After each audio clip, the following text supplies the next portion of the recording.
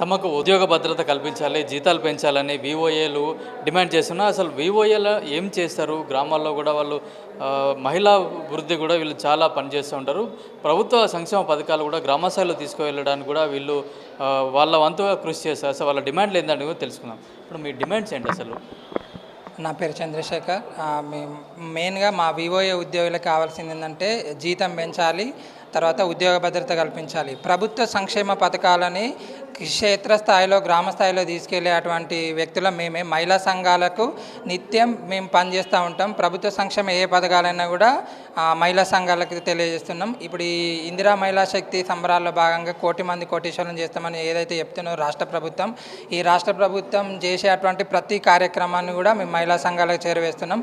మాకు రాష్ట్ర ప్రభుత్వం నుంచి ఇచ్చేటువంటి జీతం 5,000 రూపాయలు, కనీస వేతనం 20,000 రూపాయలు అమలు చేయాలని చెప్పేసి మేము కోరుతా ఉన్నాం. అంటే గతంలో కాంగ్రెస్ గవర్నమెంట్ కూడా చెప్పింది మీకు జీతాలు పెంచామని చెప్పింది. ఇప్పుడు 2 సంవత్సరాలైనా కూడా మిమ్మల్ని పట్టించుకోవట్లేదు.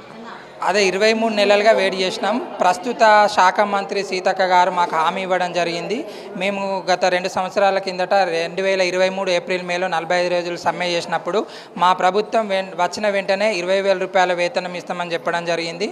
కానీ అది ఇదివరకు ఆచరణలో పెట్టలేదు. మేము సంబంధిత మంత్రి గారికి, పలువురు మంత్రులకు, ఎమ్మెల్యేలకు వినతి పత్రాలు ఇచ్చినప్పటికీ కూడా మాకు ఆ హామీ నెరవేరకపోవడం వల్ల మేము ఈరోజు ఈ ప్రెస్ క్లబ్కి రావడం జరిగింది. మాకు ఉత్తమ్ కుమార్ రెడ్డి గారు కూడా మేనిఫెస్టోలో పెట్టడం జరిగింది.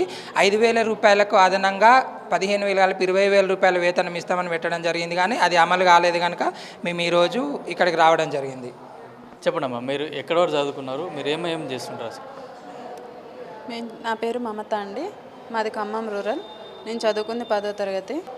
మహిళా సంఘాలకు మేము వాళ్ళకి ఆర్థికంగా, సామాజికంగా, బలోపేతంగా వాళ్ళు ఎలా ఎదగాలి, వాళ్ళకి ఏం చేస్తే ఏం ఉపయోగాలు ఉన్నాయి అనేది మేము చెప్పడం జరుగుతూ ఉంటుంది. ప్లస్ వాళ్ళకి ఆర్థికంగా, సామాజికంగా లోన్స్ ఇప్పించడం, అనేక రకాల ప్రయోజనాలు వాళ్ళని డెవలప్మెంట్ చేస్తూ ఉంటాం.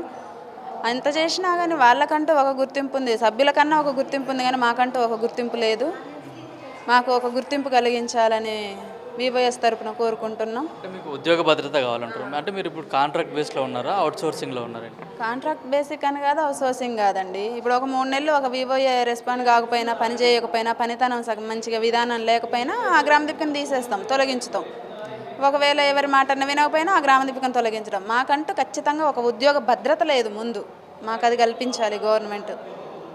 అంటే మీరు మహిళా అభివృద్ధికి మీరు పాటుపడతారు, కానీ మీకు మాత్రం అభివృద్ధి జరగట్లేదు.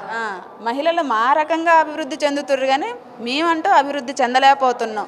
మమ్మల్ని ఇప్పుడు ఇచ్చిన ప్రభుత్వం 1,00,00,000 మంది మహిళలను కోటీశ్వరులు చేసే విధానంలో మమ్మల్ని కూడా గుర్తించి, మమ్మల్ని కోటీశ్వరులు చేయకపోయినా లక్షాధికారులను చేసినా చాలని అనుకుంటున్నాం. అందుకనే 58 జీవోను తొలగించగలరు. ప్లస్ కనీస వేతనం 20,000 ఇవ్వగలరని డిమాండ్ చేస్తున్నాం. డిమాండ్ అంటే ఏం లేదు, ఖచ్చితంగా ప్రభుత్వం అన్నదే కాబట్టి మేము కోరుకోవడం జరుగుతుంది.